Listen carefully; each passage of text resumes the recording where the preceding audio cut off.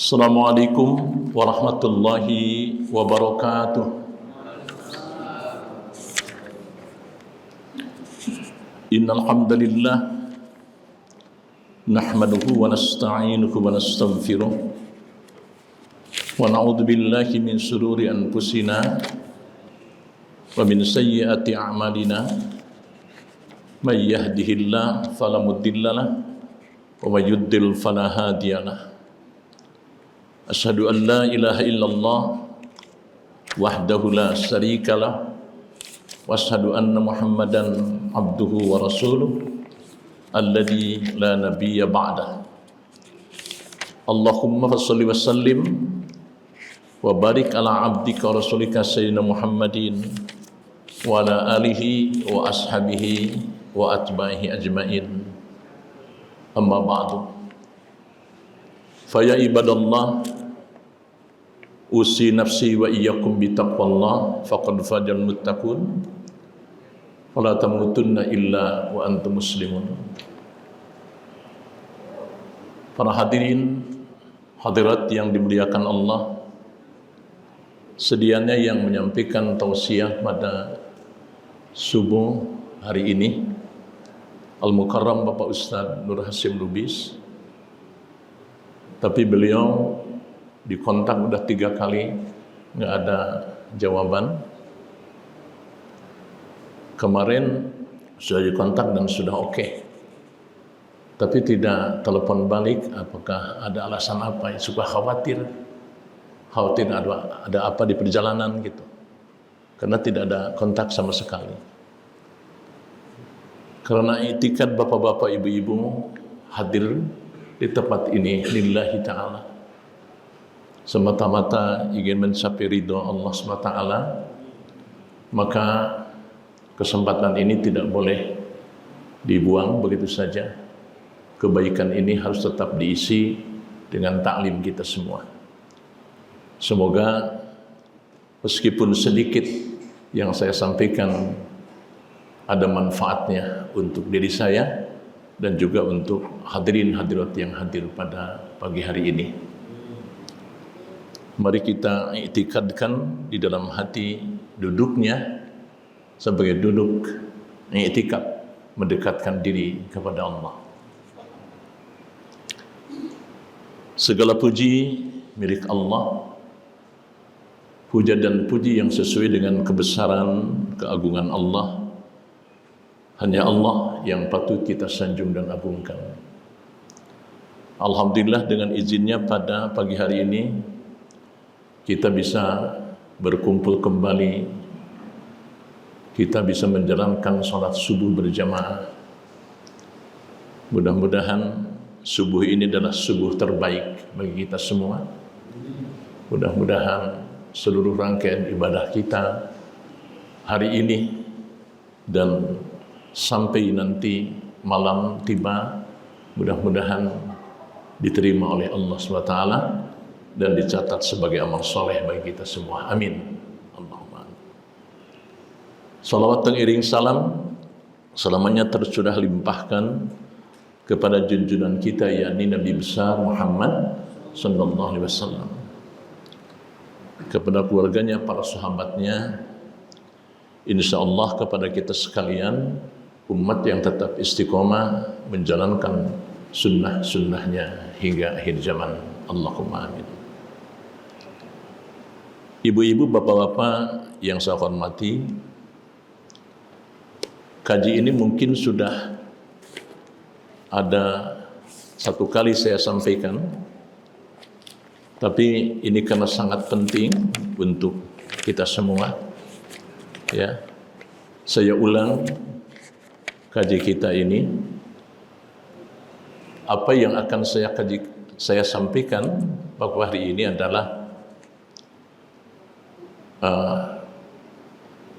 keistimewaan yang akan diperoleh oleh orang-orang yang sholatnya sesuai dengan tuntunan Quran dan Sunnah.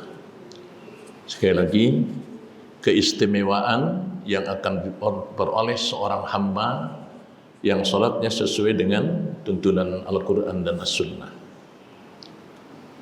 Kemudian dasar pertama yang menjadi dalil adalah hadis Rasulullah SAW riwayat Imam Bukhari nomor hadis 751 dan 757, tercantum pula dalam hadis riwayat Muslim nomor hadis 397. Disebutkan dalam hadis ini tentang orang yang salatnya bermasalah. Bismillahirrahmanirrahim. Ja'a rajulun ila Nabi sallallahu alaihi wasallam. Sekali waktu datang seorang laki-laki ke hadapan Nabi sallallahu alaihi wasallam. Kemana datangnya? Fadakhala ilal Masjidin Nabawi. Laki-laki itu kemudian masuk ke masjid Nabi. Fasalla bijanbin Nabi SAW. Kemudian dia salat di samping Nabi SAW. Jadi laki-laki itu masuk masjid, salat bersama Nabi di samping Nabi, lalu dia takbir ihram sampai dengan salam. Falamma sallama yaminan wasimalan. Tatkala dia salam ke kanan dan ke kiri, faqala Nabi SAW, Nabi tanpa menunggu jeda dulu dengan aurat, Nabi langsung menghadap si laki-laki itu. Kemudian beliau bersabda, "Shalli fa innaka lam tusalli." Ulangi salat Anda sebab Anda tidak salat. Maka fa'ada salatahu, maka orang itu mengulang salatnya salasa marratin, sampai 3 kali. Tapi setiap dia selesai melakukan salat, faqala Nabi SAW, "Shalli fa innaka lam tusalli." Ya kan? Misla makada Rasulullah bersabda lagi seperti itu, "Fa innaka lam tusalli." Kamu tidak salat. Kata laki-laki itu, "Ya Rasulullah, lima uhsina ghairah." Wahai Rasulullah, saya enggak bisa lagi yang lebih baik dari ini. Alimni, ajalkan kepada saya, wahai Rasulullah. Maka faqala Nabi SAW, lalu Nabi berkata kepada laki-laki itu, "Idza kumta ila shalat fa asbigil wudu." Bila kalian hendak mendirikan salat, maka sempurnakan dulu wudu'mu. Ternyata di monitor Rasulullah ini hanya ujian ke laki-laki itu, Rasulullah. Kemudian Rasulullah SAW mengajarkan sejak toharohnya, sejak wudu'nya kepada laki-laki itu, sampai praktek sholatnya diajarkan Rasulullah. Maka di akhir Rasulullah memberikan pelajaran. Rasulullah bersabda, "Shallu kama ra'aitumuni usalli." Salatlah kalian sebagaimana kalian melihat aku salat. Sekali lagi, "Shallu kama ra'aitumuni usalli." Salatlah kalian persis seperti kalian melihat aku salat. Bagaimana kita bisa melihat salat Rasulullah? Ya, kita tentu harus belajar dari hadis-hadis yang sahih. Bagaimana sifat wudu dan sifat salat Rasulullah sallallahu alaihi wasallam. Nggak bisa kalau kita tidak belajar tentunya. Maka tersebutlah di dalam salat itu ada khusyuk. Apa itu khusyuk? Khusyuk itu adalah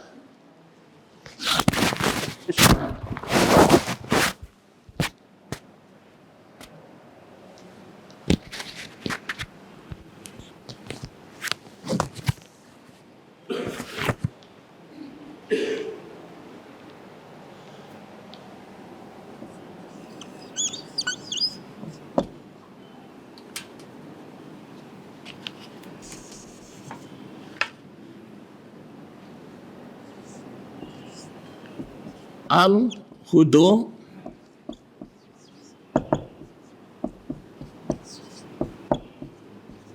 wat tawadu. Ini khusyuk. Apa itu khudu'? Khudu' itu berserah diri kepada Allah. Sekali lagi, berserah diri kepada Allah baik lahir maupun batin, disertai dengan tawadu, artinya merendahkan diri dan hati di hadapan Allah. Sekali lagi, yang disebut dengan khusyuk bukan hanya konsentrasi, bukan hanya fokus wudu itu, tapi berserah diri kepada Allah baik lahir maupun batin, disertai dengan kerendahan hati. Itu khusyuk. Artinya apa?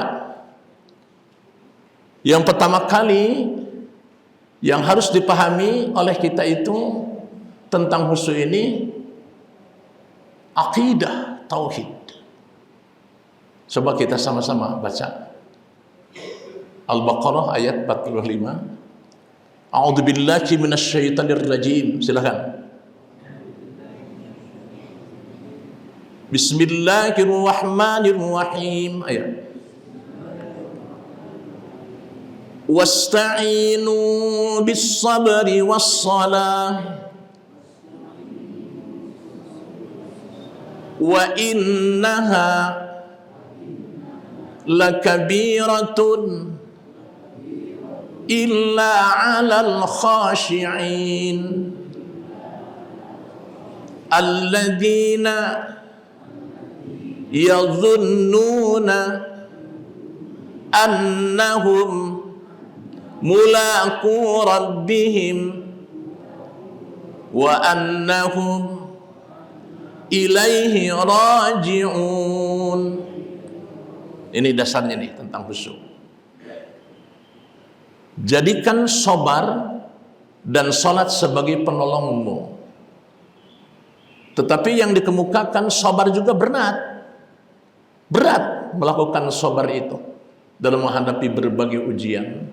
Nah, tapi lihat domirnya tidak wa innahu. Kalau sabar wa innahu, tapi domirnya itu kata gantinya wa innaha.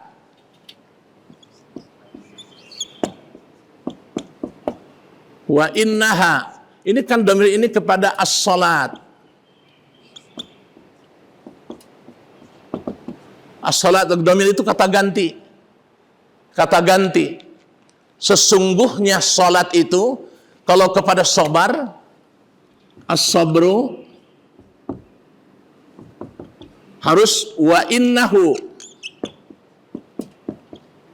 Ini wa innaha. Sesungguhnya salat itu lakabiratun, berat sekali. Melaksanakan salat itu berat sekali. Illa 'alal khashi'in, kecuali bagi orang-orang yang khusyuk. Nah ini, kecuali bagi orang yang khusyuk. Siapa yang akan bisa khusyuk itu?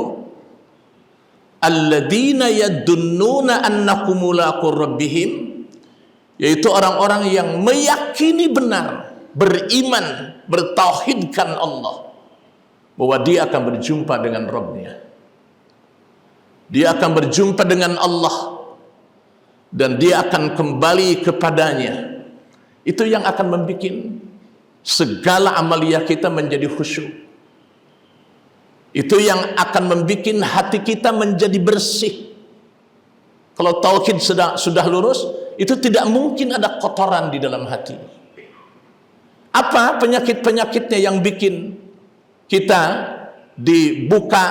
didatangi oleh iblis, oleh setan, laknatullah itu? Yaitu penyakit-penyakit hati. Kalau celah di hati itu terbuka sedikit saja, maka akan diserbu oleh pasukan syaitan. Apa? Ada takabbur, ada iri, ada dengki, ada sum'ah, ada syirik, dan lain sebagainya, penyakit-penyakit hati. Tapi kalau bertauhidkan kepada Allah, insya Allah akan tertutup semua itu. Dan apa ujungnya? Sesuai dengan apa yang disampaikan oleh iblis ketika berdialog dengan Allah. Apa dialognya iblis dengan Allah? Yang tidak akan aku bisa masuki illal mukhlasin, kecuali orang-orang yang ikhlas. Siapa yang akan bisa ikhlas itu? Yaitu tadi yang betul-betul mentauhidkan Allah Subhanahu wa taala. Baru dia tidak akan terpengaruh dengan pujian. Bagaimana? Ya ikhlas namanya juga. Mana bisa terpengaruh dengan pujian orang ikhlas itu? Tidak akan terpengaruh dengan hinaan, dicibirin orang, tidak akan terpengaruh dengan itu. Tidak akan terpengaruh dengan sanjungan. Apapun, pokoknya tidak akan mempengaruhi jiwanya. Sebab jiwanya sudah diserahkan kepada Allah Subhanahu wa taala. Artinya tauhid uluhiyah, tauhid rububiyah, tauhid asma sifat sudah betul-betul bersemayam di dalam jiwanya. Nah, ini yang akan menimbulkan khusyuk di dalam salat kita. Jadi khusyuk dibagi tiga, awas. Khusyuk dibagi tiga. Satu, khusyuk sebelum salat. Apa? Berserah diri kepada aturan Allah. Bagaimana taharah itu seharusnya? Bagaimana dari mulai mencuci hubul dan dubur? Bagaimana mulai berwudu dengan sempurna sesuai dengan tuntunan sunnah, sesuai dengan tuntunan Al-Quran dan As-Sunnah. Betul-betul dipahami wudu prakteknya, baik secara batinnya tauhid kepada Allah yang akan meluruskan hati ini kepada Allah. Yang kedua secara syar'inya, sallu kama ra'aitumuni usalli, salatnya sesuai dengan contoh yang dicontohkan Rasulullah SAW. Begitu. Jadi khusyuk ketika akan mulai melakukan wudu, artinya ketundukan, kepatuhan, tawaddu, berserah diri kepada aturan Allah, itu khusyuk. Maka begitu selesai melakukan wudu, langsung kita berbaiat kepada Allah, bersumpah setia kepada Allah. Kalau di dalam WC nggak boleh, harus keluar dulu. Mari kita baca bersama-sama sumpahnya. Bismillahirrahmanirrahim. Ayo. Ya, insya Allah ini dibaca setiap habis wudu ya. Bismillahirrahmanirrahim. Ashhadu an la ilaha illallah wahdahu la syarikalah wa ashhadu anna Muhammadan abduhu wa rasuluh. Ini kan sumpah setia. Aku bersaksi bahwa tidak Tuhan yang patut aku sembah, hanya Engkau ya Allah, tidak ada sekutu bagimu. Dan aku bersaksi bahwa Nabi Muhammad itu hamba dan utusanmu. Sekarang doanya, ya Allahumma ja'alni, silakan. Terus, ya sama-sama. Allahumma ja'alni, ayo. Ya Allah, jadikan aku minat tawwabina, orang yang bertaubat kepada Allah dari setiap kesalahan. Waj'alni, dan jadikan aku minal mutatahhirin, dari golongan orang-orang yang suka bersuci, baik dari kotoran lahir maupun kotoran batin. Itu teks hadisnya sampai di situ. Cuma ada sebahagian yang meneruskan waj'alni min ibadikas sholihin, dan jadikan aku dari hamba-hambamu yang soleh-soleh. Begitu itu selesai, hadir hati, maka ketika sholat akan timbul khusyuk. Tidak ada seorang pun yang tidak bisa putus dengan urusan duniawi. Bahkan justru ketika sedang sholat itu ingat datang semua tuh. Betul nggak? Ini udah 2 rakaat atau 3 rakaat nih saya ini. Kadang-kadang yang paling berbahaya itu jadi imam. Dulu ada di sini jadi imam nih. Ya, Imam Idul Fitri kalau nggak salah. Lupa dia takbir pertama itu apa? Rakaat pertama takbirnya berapa kali? 7 kali kan? Mungkin Pak Haji Edwin masih ingat tuh. Ya. Pas begitu rakaat pertama takbirnya lupa karena dia tidak ngerti fikih imamnya. Allahu Akbar. Bismillahirrahmanirrahim. Kata makmum subhanallah, padahal itu sunnah ya. Subhanallah. Itu imam balik, sholatnya diulang katanya gitu. Nggak ada seperti itu. Mudah-mudahan nanti, tapi kadang-kadang di sini juga tidak mengerti. Begitu saya ada salah, kemudian sujud sahwi, malah takbir lagi, subhanallah katanya gitu. Seharusnya innama ju'ilal imam liyutamma bihi. Dia dijadikan imam itu supaya diikutin. Salahnya pun taubatnya imam harus ikut gitu. Kan sampai fil alamina innaka hamidum majid, langsung sujud lagi 2 kali. Disebut sujud apa? Sujud apa? Sujud sahwi. Malah tasbih lagi semua. Itu imam salah lagi kata gitu. Enggak. Seperti itu harus ikutin juga imam kesalahannya. Jangan begini, gue kan enggak salah, dia aja. Ya enggak bisa begitu. Innama ju'ilal imam liyutamma bihi. Dia dijadikan imam itu supaya salat kita sempurna. Gitu. Muslimin. Maka khusyuk yang kedua itu adalah khusyuk ketika sedang sholat. Bukan berarti kita akan lupa segala urusan, tidak mungkin, tidak akan bisa. Tetapi ketundukan kepada syariat Allah, ketundukan kepada Rasulullah, cara praktek Rasulullah, itu khusyuk namanya. Itu khusyuk namanya. Adapun hati serahkan kepada Allah. Jika tauhidnya benar, dari mulai wudhunya pasti akan benar, sholatnya pasti akan benar, dan akhirnya setelah selesai sholat pasti akan berbuah al-akhlakul karimah. Mari kita baca Al-Qur'annya. Aqimis sholat. Ayat. Inna sholata tanha, sama-sama, tanha anil fahsya'i wal munkar. Ini hasilnya itu, al-akhlak. Wah, luas sekali, luas sekali. Cuman kadang-kadang kita ya berlaku begitu saja. Kenapa Rasulullah sangat memberikan perhatian khusus terhadap sholat dibandingkan dengan ibadah lainnya? Ya, sampai-sampai orang yang sudah sholat beliau suruh mengulang kembali sampai 3 kali. Rasulullah begitu besar memberikan perhatian khusus terhadap sholat ini, sebab di dalamnya ada rahasia besar. Ya.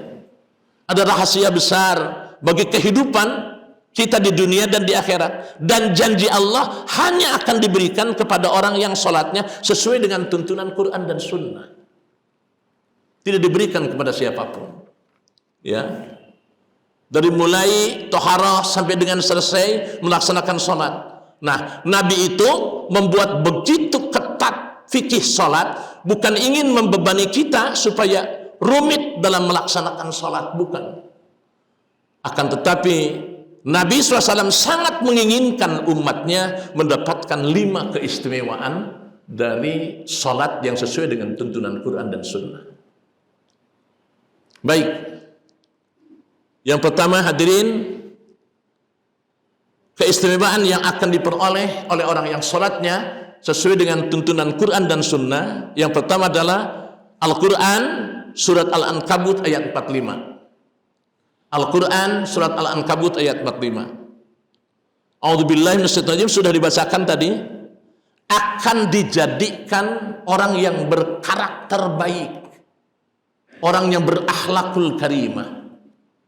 Itu yang pertama. Al-Ankabut ayat 45, innas sholata tanha anil fahsya'i wal munkar. Sesungguhnya salat itu mencegah dari perbuatan keji dan mungkar. Sumber kejelekan yang menjadikan seseorang itu menjadi tidak bermoral 2, yaitu fahsya dan mungkar. Apa itu fahsya? Perbuatan yang diingkari oleh hati nuraninya sendiri, diingkari. Fahsya itu yang bersumber kepada hawa nafsu ammarah. Berzina itu fahsya, pornografi itu fahsya, ya kan? Semua bersumber dari hawa nafsu ammarah. Inna nafsa la ammaratun bisu. Sesungguhnya nafsu amarah itu mengajak kepada perbuatan keji, perbuatan mungkar. Kemudian yang kedua, mungkar adalah perbuatan yang ditentang oleh hati nurani kita yang bersumber kepada hawa nafsu perut, ya, korupsi, ya kan, takut kehilangan jabatan, semuanya karena sumbernya adalah kepada sosial, kepada hawa nafsu perut lah. Ya, begitu yang disebut dengan mungkar. Jadi mustahil orang yang sholatnya sesuai dengan tuntunan Quran dan Sunnah, mustahil dia akan melakukan fahsya dan mungkar. Itu satu. Kemudian yang kedua, janji Allah dalam Al-Quran bagi orang yang sholatnya benar akan terbebas dari kegelisahan hidup.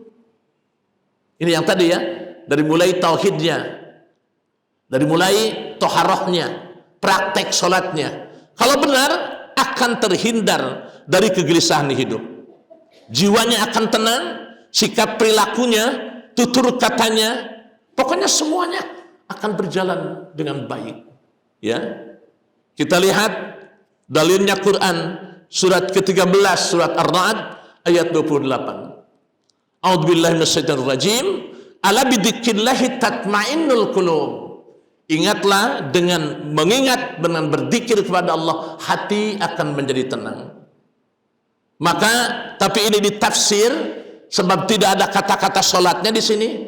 Ala bidzikrillah, tidak ada kata sholat. Katanya sholat membikin hati menjadi tenang.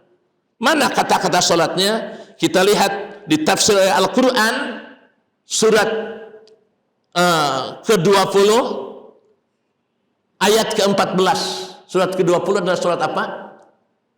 Surat Toha ayat ke-14. A'udzu billahi minasyaitonir rajim. Innani anallahu la ilaha illa ana fa'budni wa aqimis salata li dzikri. Innani, itu firman Allah kepada Nabi Musa. Innani anallah, ya Musa, aku ini Allah. Di Bukit Sinai, ketika menerima wahyu Allah yang 10 larangan itu. Innani anallahu la ilaha illa ana. Kalau Allah menyatakan pribadinya, Allah katakan ana, tidak nahnu. Tapi kalau Allah menyatakan dirinya dan melibatkan makhluknya, maka Allah katakan nahnu. Inna nahnu nazzalna dzikra wa inna lahu lahafidun. Sesungguhnya kamilah yang menurunkan Al-Quran dan kami yang menjaganya. Kenapa kami, tidak aku? Sebab di situ melibatkan makhluk, malaikat Jibril, Nabi Muhammad, sekretaris wahyu, ya kan, orang-orang yang menghafal Al-Quran, alam semesta terlibat semuanya, maka kalimatnya nahnu. Tapi kalau Allah menyatakan pribadinya, betul-betul Maha Esa Allah itu, innani anallahu la ilaha illa ana fa'budni. Musa, aku ini Allah, tidak Tuhan selain aku, sembahlah aku. Wa aqimis salata, tadi kan zikir itu kan hati menjadi tenang itu kalau zikir mengingat Allah. Wa aqimis salata lidzikri, maka dirikan salat untuk mengingat aku secara khusus di dalam salat itu, ya kan? Wa aqimna lidzikri, untuk mengingat aku. Jadi di ayat ini salat disebut dengan zikir, sedangkan zikir yang baik berdampak kepada jiwa kita menjadi tenang, ya kan? Bisa dilihat juga dalam Quran surat Al-Ma'arij surat ke-70 ayat 19 sampai 23. Bismillahirrahmanirrahim. Innal insana khuliqa alu'a. Sesungguhnya manusia tercipta dengan sering gelisah. Apa cirinya? Idza massahu syarru jazua. Kalau ditimpa kesulitan, dia keluh kesah. Ada yang datang ke rumah Ustaz dengan raut muka yang sangat sedih, ya kan, bingung, Begitu ditanya, mengapa Bapak melihat wajahnya kok murung begitu? Aduh, bagaimana Ustadz ini, saya ini pensiun, mau pensiun, cicilan rumah masih belum selesai Ustadz. Banyak anak-anak belum juga masih kuliah. Berapa tahun lagi Bapak mau pensiun? 4 tahun lagi Ustadz. Ya Allah, 4 tahun menderitanya sudah sedih sekarang. Banyak yang datang ke rumah itu mengadukanlah seperti itu. Khuliqa halu'a idza masahu syarru jazua. Kalau ditimpa kesulitan dia keluh kesah. Keluh kesah. Kesana kemari mengadu kesana kemari. Tapi wa idza masahul khairu manu'a. Kalau diberikan kebaikan anugerah oleh Allah, dia luar biasa pelitnya, tidak ada berita sama sekali. Tidak seperti ketika gelisah. Siapa yang tidak begitu? Nah ini. Illal musallin, kecuali orang-orang yang salat. Pasti dia akan tasyakur kepada Allah. Alladzina hum ala salatihim daimun, yaitu orang-orang yang konsisten di dalam salatnya. Itu yang kedua. Jadi ciri orang yang kedua yang salatnya benar, baik dalam kondisi sulit ataupun lapang hatinya, akan tenang. Malah dia bicara sama Allah.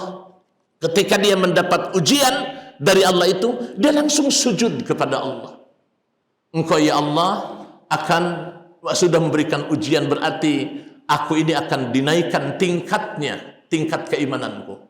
Tapi begitu dia mendapat anugerah dari Allah, dia istighfar mohon ampun kepada Allah. Khawatir dia tidak bisa bersyukur kepada Allah atas nikmat yang diberikan. Ini mah bukan kepala jadi ketua RW saja malah sujud syukur. Jadi malahan sujud syukur padahal tanggung jawabnya se-RW gitu.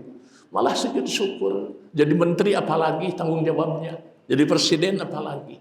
Tanggung jawabnya luar biasa. Itu yang kedua. Kita percepat. Yang ketiga, Allah berjanji dalam Al-Quran kepada orang yang sholatnya sesuai dengan tuntunan Quran dan Sunnah, maka kalau dia memiliki problematika, kesulitan dalam hidupnya, Allah SWT berjanji akan membebaskan dari setiap kesulitan, ya, dari setiap kesulitan hidup kita. Kalau sampai sekarang ini masih juga belum mendapatkan itu, berarti ada yang salah dalam sholat kita itu. Sebab janji Allah pasti ditepatin, janji Allah itu pasti. Ya, maka kita lihat Quran 65 ayat 2 dan 3 ditafsir dengan Quran Al-Baqarah ayat 2 dan 3. A'udzubillahi minasyaitonir rajim. Wa may yattaqillaha yaj'al lahu makhraja wa yarzuqhu min haitsu la yahtasib. Siapa yang berusaha bertakwa kepada Allah, yaj'al lahu makhraja, maka Allah akan lepaskan dari segala kesulitan hidup dan dia akan diberikan jalan keluar dari setiap kesulitan, jalan yang terbaik. Wa yarzuqhu min haitsu la yahtasib. Tidak hanya itu, dia akan diberikan rezeki dari arah yang tidak terduga. Mana tidak ada kata-kata salatnya? Lihat tafsir dalam Al-Qur'an surat Al-Baqarah ayat 2 dan 3. Dzalikal kitabu la raiba fi hudal. Dzalikal kitabu la raiba fi hudal lil muttaqin. Kitab Al-Quran ini tidak ada keraguan di dalamnya, petunjuk bagi orang-orang yang takwa. Siapa yang takwa itu?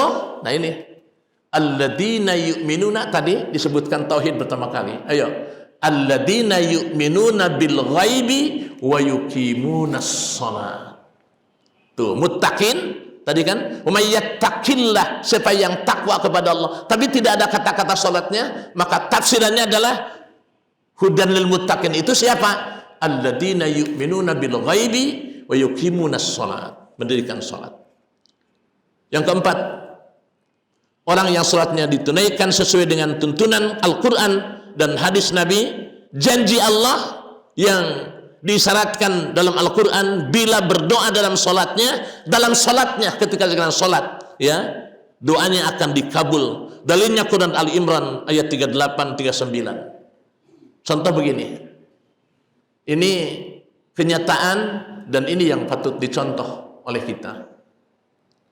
Ada seorang suami istri sangat menginginkan keturunan. Dia sudah usia suaminya 90 tahun. Sementara istrinya sudah menopause dan sudah divonis mandul. Ya kan? Maka apa yang dilakukan oleh suaminya? Dia bangun tengah malam, dia masuk ke mihrabnya. Siapa suaminya itu? Namanya Zakaria. Zakaria. Kenapa Nabi Zakaria begitu bersemangat? Sebab hatinya terdorong ketika dititipkan Siti Maryam. Hanya Nabi Zakaria yang tahu. Hanya Nabi Zakaria yang tahu bahwa Siti Maryam dititipkan kepadanya. Tidak ada satu manusia pun yang tahu bahwa di Baitul Maqdis itu ada Siti Maryam di sebuah mihrab, di sebuah ruangan. Hanya Nabi Zakaria saja yang tahu. Begitu sampai di ruangan itu, kok banyak makanan? Dari mana ini wahai Maryam? Hada min indillah yarzuqu may yasha bighairi hisab. Allah memberikan rezeki kepadaku tanpa berusaha. Karena kesalehannya itu dijamin oleh Allah. Bapak Ibu sekalian, begitu Nabi Zakaria melihat ini yang mustahil menjadi nyata, maka dia langsung masuk ke mihrabnya. Hunalika da'a Zakaria rabbah. Di mihrabnya Zakaria menemui Rabbnya. Qala rabbi habli min ladunka dzurriyyatan thayyibah. Duhai ya Allah, saya sudah berusaha ke sana kemari untuk supaya kami dapat keturunan dari sisimu. Sekarang saya hanya memohon saja kepadamu, aku serahkan kepadamu ya Allah. Hanya aku serahkan saja kepadamu ya Allah. Meskipun kata dokter sudah menopause dan sudah mandul istri saya tuh. Meskipun kata dokter bahwa saya tidak akan pernah punya keturunan, tapi innaka sami'ud du'a, engkau tidak ada yang mustahil di sisimu ya Allah. Idza radallahu syai'an ayyaqulahu kun fayakun. Jadi maka jadilah. Perhatikan bagaimana Allah SWT menjawab doa Nabi Zakaria. Fanadatul malaikah. Nah ini nih lihat. Fanadatul malaikah, maka turunlah malaikat Jibril wa huwa qa'imun yusalli fil mihrab. Saat itu Nabi Zakaria sedang berdiri salat di mihrabnya. Apa kata malaikat Jibril yang disampaikan oleh Allah, yang disampaikan oleh malaikat Jibril? Ya Zakaria, annallaha yubashshiruka bi Yahya. Wahai Zakaria, Allah sudah memberikan kabar gembira kepadamu, tuh di perut istrimu itu sudah bersemayam seorang anak laki-laki, dan Allah sendiri yang ngasih nama, yang bernama Yahya, yang nantinya akan menjadi nabi juga. Nah mari kita praktekkan diri kita. Ketika kita punya persoalan hidup atau punya hajat yang sangat mendesak hajat kita itu, lakukan sholat hajat kepada Allah. Kemudian ketika bacaan sampai iyyaka na'budu wa iyyaka nasta'in, yang artinya apa? Hanya kepadamu, sama-sama, hanya kepadamu kami menyembah dan hanya kepadamu kami mohon pertolongan. Berhenti sejenak, ungkapkan yang paling dalam di dalam hati, berhenti sejenak. Apa yang dihajatkan oleh bapak dan ibu itu, sampaikan di dalam hati itu, sampaikan terus, bahkan bisa sambil menangis kepada Allah. Baru setelah itu, ihdinas siratal mustaqim siratal ladzina an'amta 'alaihim ghairil maghdubi 'alaihim waladdallin. Tunjukilah kami jalan yang lurus ya Allah. Yang aku minta itu bukan jalan orang-orang, bukan rezeki yang kau berikan kepada orang-orang yang engkau benci, bukan ya Allah. Ghairil maghdub siratal ladzina an'amta 'alaihim. Yang aku minta itu adalah rezeki yang telah engkau berikan kepada orang, kenikmatan kepada orang yang tunduk patuh kepadamu. Yang aku minta itu ya Allah bukan orang-orang yang kau benci, tapi yang aku minta itu adalah ya Allah jalan orang-orang yang kau ridhoi. Waladdallin, dan bukan jalan orang-orang yang tersesat. Itu yang diminta oleh kita itu. Iyyaka na'budu wa iyyaka nasta'in. Ungkapkan.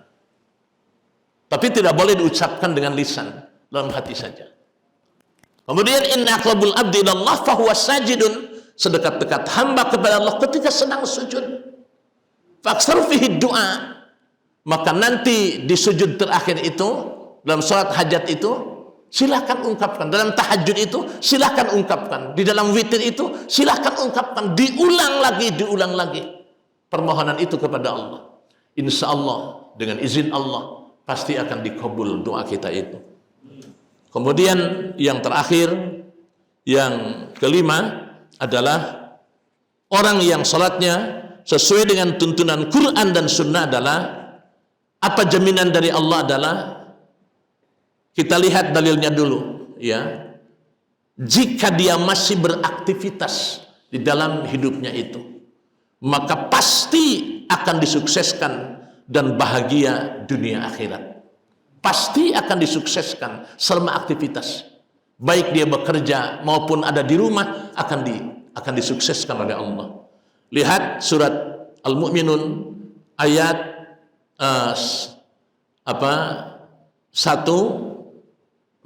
2 ya, ayat 2. Bismillahirrahmanirrahim. Qad aflahal mu'minun.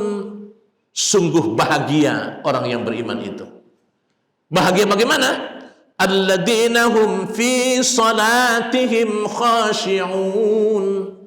Pak Ramalan yang sering membaca di itu ya, surat Al-Mu'minun ini. Yaitu orang-orang yang khusyuk, kembali kepada khusyuk. Tapi kesananya itu coba sama-sama. Bismillahirrahmanirrahim, sama-sama. Qad aflahal mu'minun.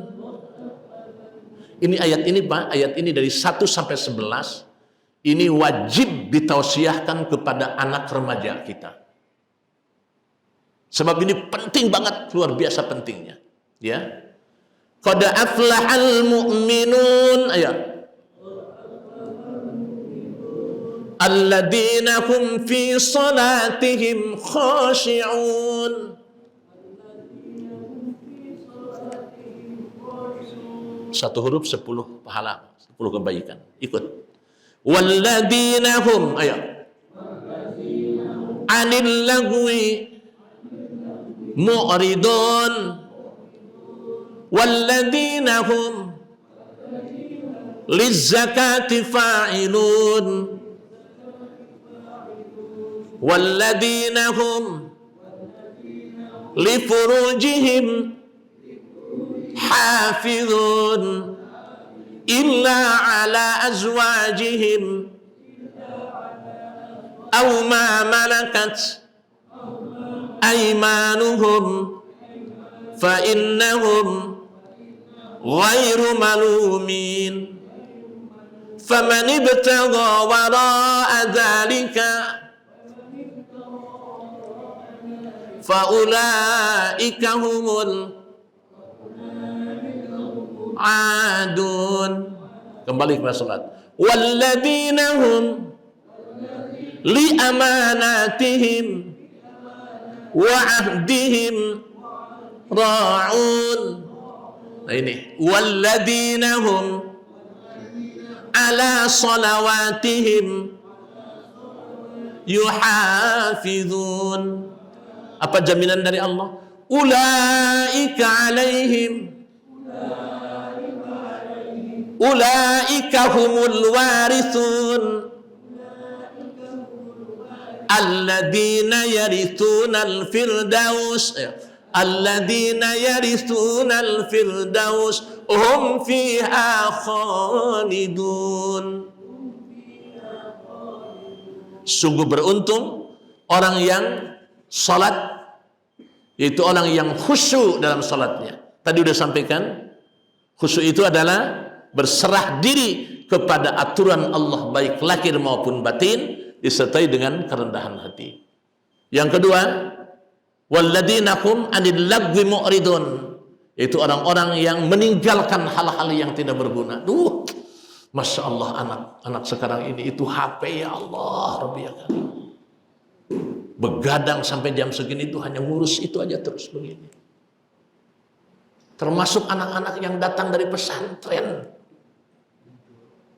Belum bisa mengamalkan dari pesantrennya itu. Padahal ditekankan banget, saya tahu di pesantren anak saya itu. Sampai di sini kayak kuda lepas dari kandang. Susah sekali. Untuk tahajud susah banget. Ya Allah, bagaimana generasi selanjutnya ini? Ya Allah, Rabbi ya Karim, susahnya. Maka ini wasiatkan, Pak. Wasiatkan, saya wasiatkan terus ini. Walladzina hum lizzakat, kalau sudah mampu, hubungan sosialnya harus bagus. Zakat itu adalah hubungan supaya seimbang. Yang ketiga, walladzina hum li furujihim. Nah ini nih. Kehormatan dirinya harus terjaga. Jangan dianggap biasa-biasa saja bergandengan tangan. Pacaran biasa, mana ada di Islam pacaran, nggak ada. Tinggalkan itu semua. Masya Allah, susah sekali ini. Karena orang-orang ya kan yang sekuler, orang-orang yang datang dari barat itu mencokoki umat Islam seperti itu. Kemudian acara-acara di televisi, ya Allah, bebas berpakaian kayak apa. Padahal pulang dari umrah, begitu sampai di televisi, bridil semuanya, dibuka semuanya. Rabbi ya Karim, tidak ada rasa malu lagi. Kemudian walladzinakum, kecuali terhadap suami, terhadap istri, barang siapa yang melampaui itu berarti melampaui batas dia. Barang siapa yang melakukan itu melampaui batas. Dan yang selanjutnya, dan dia yang menunaikan janji dan amanah baik dari Allah maupun dari kedua orang tuanya. Dia pegang betul amanah itu. Ya, pegang supaya dia sukses. Dan kemudian walladzina hum ala salawatihim yuhafidun, dan betul-betul dia memelihara. Kalau pertama karena sudah kuat imannya, khusyuk dalam salatnya itu, maka dampaknya dia pasti akan memelihara salat dalam kondisi apapun. Ini mah hanya kemana, ke mall, jalan-jalan, disatuin salat semuanya, duhur, asar, maghrib, isya. Mana ada aturan seperti itu? Apa jaminan dari Allah bagi orang yang disebutkan tadi? Satu, pertama apa? Kebahagiaan yang akan diperoleh tadi itu. Satu jaminan dari Allah. Ulaika humul warithun, yaitu orang yang akan mewarisi. Warisi apa? Alladzina yarisunal firdausahum fiha khalidun, yaitu yang akan mewarisi surga Firdaus dan kekal abadi di dalamnya. Kesimpulan dari apa yang disampaikan. Jangan udah pertanyaan, sudah habis waktunya ya. Sudah ada. Yang pertama, apakah sholat kita sudah menjadikan kita orang baik? Insya Allah kita sudah menjadi orang baik. Jangan keluar, jangan keluar dari sini membicarakan kejelekan orang. Nauzubillah min dzalik. Tidak mungkin itu. Yang kedua, apakah sholat kita sudah menjadikan hidup kita menjadi tenang? Atau jangan-jangan sholat tapi gelisah terus? Nauzubillah min dzalik. Kemudian yang ketiga, apakah sholat kita sudah menjadikan manfaat dalam pekerjaan kita? Selalu nyaman dalam kehidupan kita? Atau jangan-jangan sukses dalam pekerjaan tapi tidak sukses di dalam keluarga? Nauzubillah min dzalik. Yang keempat, apakah sholat kita dapat mempercepat doa kita dikabulkan oleh Allah? Atau sampai saat ini doa seringkali belum juga terjawab apa yang kita doa? Nauzubillah min dzalik.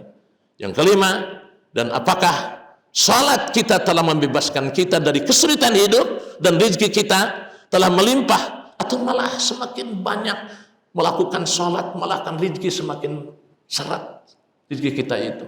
Kalau salat kita sampai saat ini belum mendapatkan 5 kebahagiaan, 5 keistimewaan yang dijanjikan Allah, berarti ada yang keliru dalam salat kita itu. Karena itu Nabi SAW saking ingin umatnya mendapatkan 5 kebahagiaan itu bersabda, "Shallu kama ra'aitumuni usalli." Salatlah kalian sebagaimana kalian melihat aku salat. Maksud dari sini adalah bukan Nabi ingin membebankan umatnya dengan salat, tapi Nabi mempunyai keinginan bahwa setiap umat Islam harus mendapatkan 5 keistimewaan tersebut. Barakallahu lakum fil Qur'anil azim. Wa nafa'ani wa iyyakum bima fihi minal ayati wa dzikril hakim. Wa taqabbala minkum tilawatahu innahu huwal ghafurur rahim. Aqulu qouli hadza wa astaghfirullahal li wa lakum wa lisa'il muslimin wal muslimat wal mu'minin minat innahu huwal ghafurur rahim.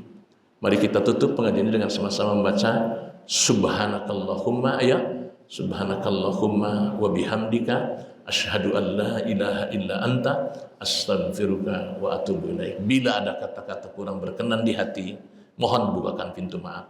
Yang sebesar-besarnya, Assalamualaikum warahmatullahi wabarakatuh.